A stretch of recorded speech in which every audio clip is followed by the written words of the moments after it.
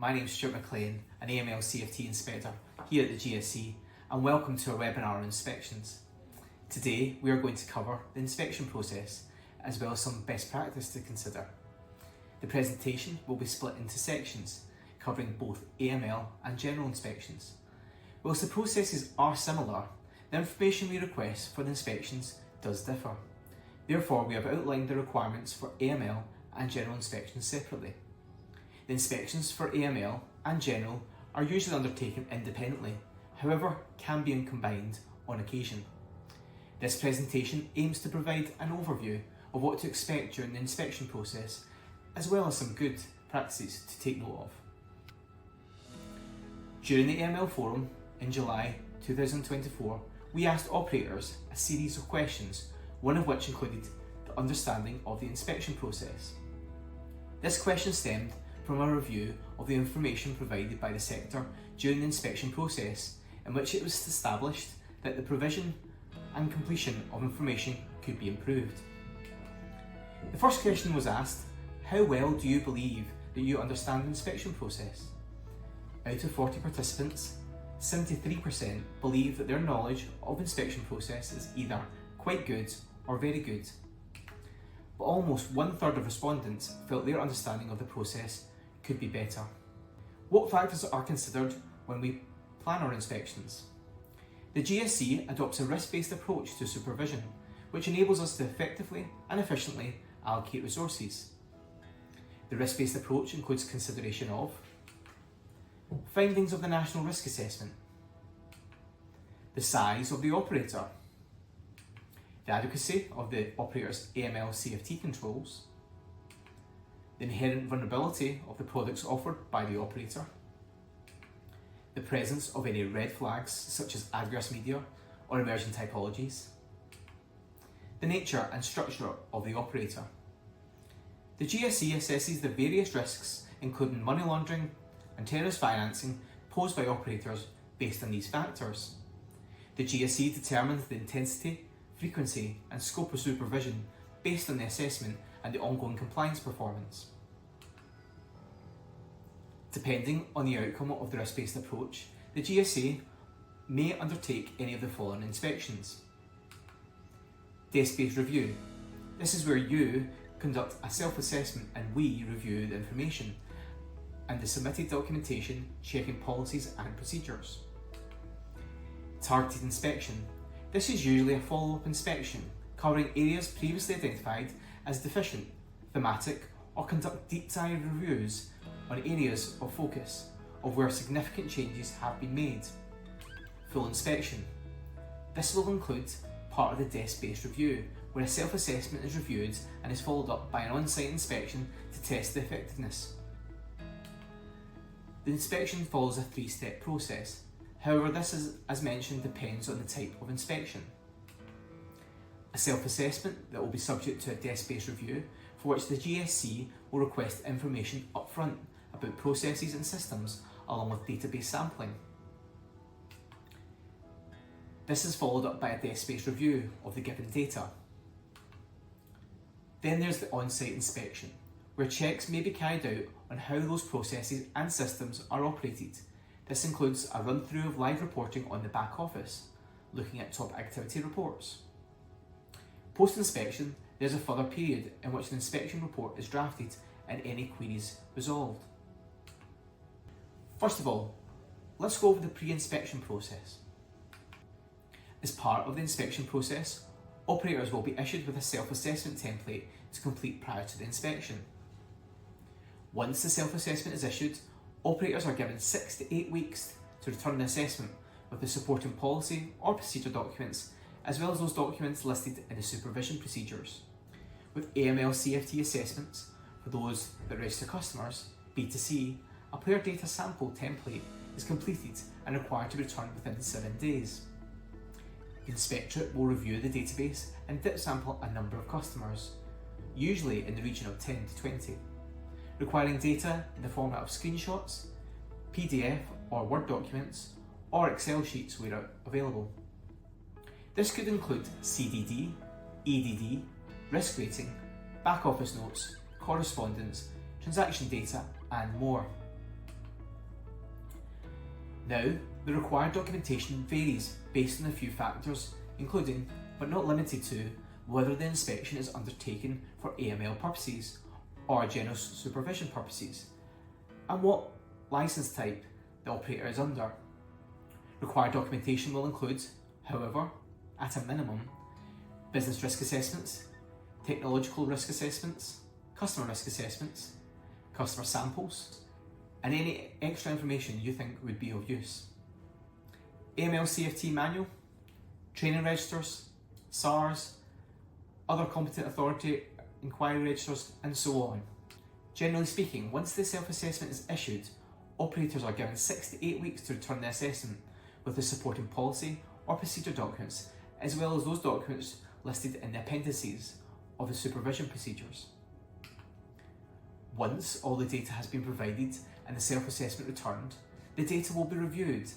Information and evidence provided as part of the self-assessment will be scrutinised and actions raised, with given timeframes to be completed where any deficiencies are found. When it comes to the pre-inspection process, there are some common actions or inactions that can cause delays to the process.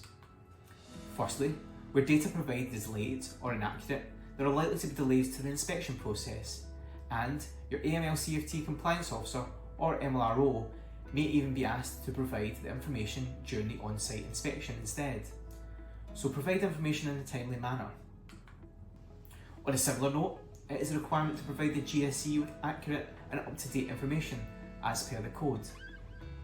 If a decision is made, reasoning should be provided in a demonstrable manner. If a decision was made verbally, it should still be documented in a more formal manner to demonstrate this decision-making process. It is also important to make sure to reference where in the document something is. This helps us to establish that you know where it is. Remember, completing the self-assessment and providing appropriate supporting documentation is your opportunity to showcase how you and your business are meeting the requirements. You should consider any record types that demonstrate compliance, such as policies, standard operating procedures, project documentation, etc. Make sure you check your documents against Appendix A for AML and B for General. And make sure that you provide original files. For example, where customer ID documentation is requested, provide the original file uploaded by the customer, not a snip or a screenshot of it. Finally, if there are any uncertainty about the processes required by the GSC must be informed immediately. On-site inspections. During an on-site inspection, the process is usually as follows. The inspectorate will require a private room or convenient area to operate on arrival at the premises.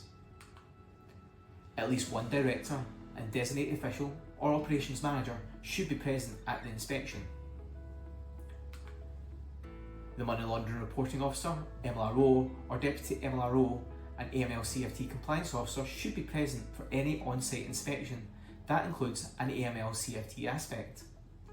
If, for any reason, this is not possible, please contact the GSC at the earliest opportunity so that alternative arrangements can be made.